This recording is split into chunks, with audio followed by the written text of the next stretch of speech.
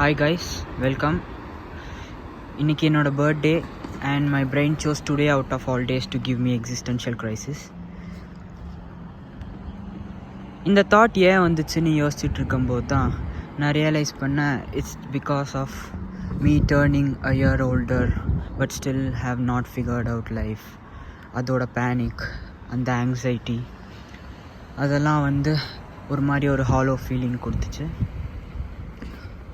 So I decided to give myself a treat. So yeah guys, நான் எங்கேயோ இந்த verse படிச்சிருக்கேன்.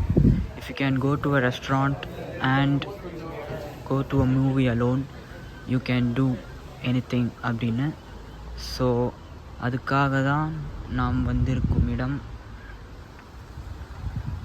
உள்ளே போயிட்டு எப்படி இருக்குன்னு சொல்கிறேன்.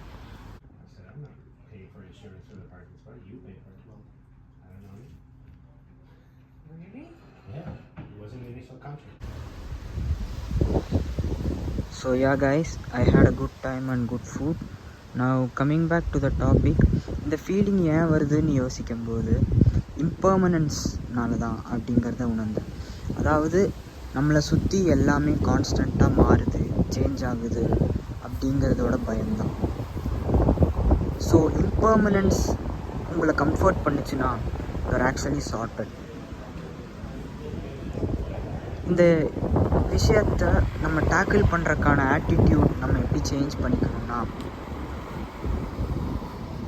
Every thing is changing around us, எல்லாமே மாறுது. So why should we worry? Let's adapt to it. நம்ம லெட்ஸ் ஃபைண்ட் அ வே அப்படின்னு நம்மளோட ஆட்டிடியூடை சேஞ்ச் பண்ணிவிட்டு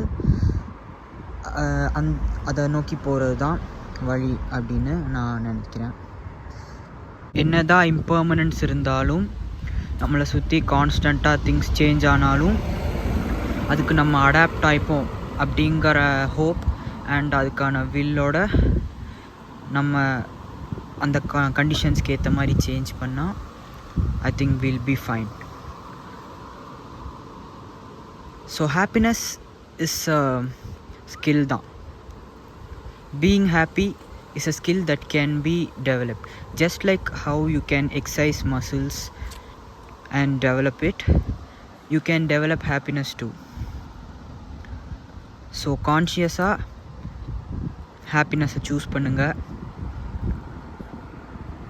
Don't worry. எவ்வளோ பியூட்டிஃபுல்லாக இருக்குது பாருங்கள் scenery. A beautiful sunset there. அவ்வளோதான், நம்மளை சுற்றி இருக்கிற விஷயங்களை ரசிச்சுட்டு லிவிங் இன் த மொமெண்ட், எதை பற்றியும் வரி பண்ணிக்காமல் என்ஜாய் லிட்டில் திங்ஸ்.